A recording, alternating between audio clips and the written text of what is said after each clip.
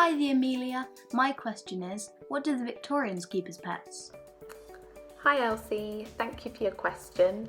The Victorians, they love to keep pets just as we do today, and they also kept cats and dogs. They also kept some more unusual animals by today's standards, such as squirrels and even ravens. There was a lot of travel during the Victorian era, which created a demand for more exotic pets, and monkeys and parrots became popular. Queen Victoria herself even had a parrot, which apparently she called Pedro. However, if you were a wealthy Victorian, to be honest, you could get any pet you wanted.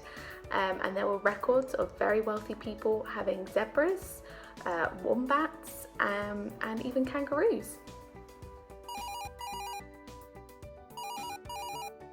Did the Victorian people tell fairy stories?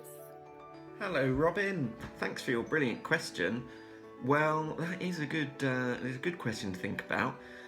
And in fact, fairy stories, fairy tales were very, very popular during the Victorian period. Some people even wrote books about them.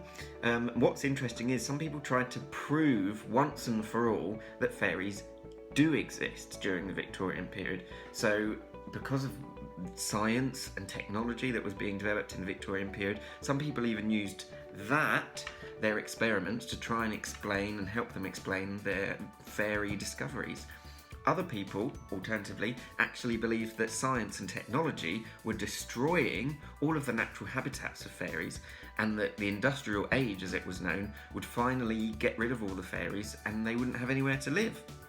Therefore, they believed that it was very necessary to record and write down all the stories about fairies before they disappeared completely.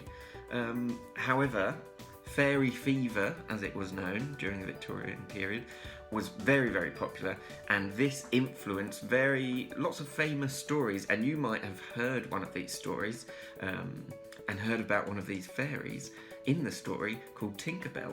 So J.M. Barrie wrote Peter Pan and included the fairy Tinkerbell in his story. He must have been influenced by all the fairy fever in the Victorian time.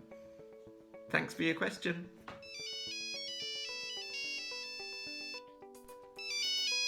Hello. Did the Victorians use sugar to brush their teeth? Hi Cormac, thank you for your question. Did the Victorians use sugar to brush their teeth? No. They did use quite a lot of things, but for the most part people made their own toothpaste. It wasn't something you really bought in a shop. They did brush the teeth with lots of things: chalk, coal, camphor, soot, myrrh, lots of different things. But generally you made your own toothpaste by mixing powder with a little bit of water, anything that would really, scrape in there.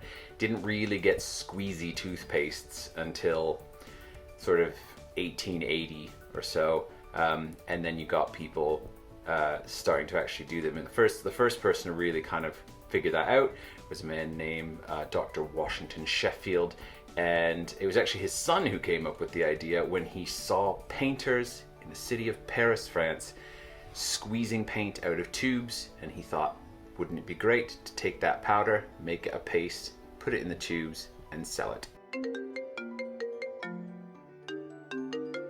Hello, the Amelia Team. Please, can you answer my question?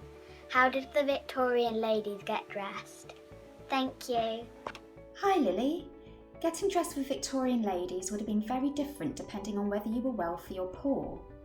For wealthy ladies, they would need a maid to help them dress. They'd start with their undergarments, consisting of a chemise, stockings and drawers or long knickers. Next, they'd put on a corset to make their waist look small. Over the top of this, a crinoline, a bit like a petticoat made of steel hoops, and this made the skirt look fuller.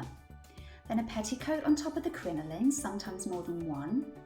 Next, a camisole to protect the dress from the corset. Then came the skirt and sometimes an overskirt, and finally the bodice. A hat and gloves were also essential finishing touches for any wealthy Victorian lady. For poor ladies, they owned very few everyday clothes. Many clothes were passed down through the family and would have been mended and patched for as long as possible. Clothes had to be practical and hard-wearing, as you'd have to work in them as well, and they were made from wool or cotton. They'd also wear a bonnet, not for fashion reasons, but to protect their hair from lice or getting caught in machinery at work. What were the most disgusting jobs that Victorians had to do? Hi Enya. Now, there were plenty of disgusting jobs during the Victorian times, but I thought I'd pick out one particularly smelly job for you, which was done by pure finders. Now, pure finders, they would scour the streets looking for and collecting dog poo, and they did this so that they could sell it to people who made leather, known as tanners. Now, sometimes they would collect the dog poo wearing gloves, but it was difficult to wash the gloves, so sometimes they didn't wear gloves at all. Now, I don't think that's a job that I would like to do.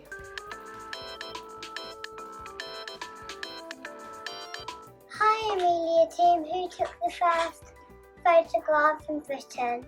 When was the first stamp used? Hello B, thanks for your question. Well, both your questions. To answer your first one, who took the first photograph in Britain? Well, the British inventor Fox Talbot produced his first successful photographic images around 1834, but it was without a camera. Instead, he placed objects onto paper which was brushed with light-sensitive silver chloride. He then exposed the paper to the sunlight, which then revealed the imagery. So not quite how we think of photographs being taken now, but Talbot kept developing his experiments in photography and later succeeded in producing photogenic drawings in a camera. His experiments then formed the basis for almost all photography on paper up to the digital age. And your second question, when was the first stamp used? Well, the first stamp issued, first postage stamp which was used, began with Great Britain's penny post on May the 6th, 1840. The British penny black stamp was the first stamp released, and it featured the profile of Queen Victoria's head.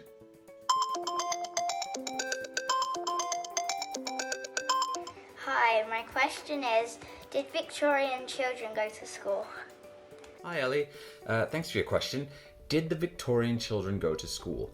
Yes they did, but only during the second half of the Victorian time. For the first half, they actually didn't. It was only about midway through that they actually realized that, it was important for people to learn how to read and write. Up until then, most people didn't know how to do that. It was only sort of rich people who actually learned how to read and write. But around 1850, they started realizing that actually it was a really important thing for people to know how to read, write, and do maths. So after then, they made it a rule that, all children up to the age of 10 had to attend a little bit of school. But before that, you didn't go to school, but you did have to go to work, and probably in a really factory that was all dirty and not very nice. So school was a really great thing. Hi, my question is, did the Victorians go swimming? Hello Ruby, thanks for your question. Well, at the start of the Victorian period, not many people could swim. If they did go to the seaside, they would just paddle in the water or hang around by the sea rather than actually go for a full-blown swim. However, because most people didn't have running water at home, public baths were introduced during Queen Victoria's reign. Public baths looked similar to what we might think a swimming pool looks like today, and going to public baths actually encouraged more people to learn how to swim. Therefore, by the end of the Victorian period, more people could swim, and swimming clubs were formed. Even some children were having swimming lessons.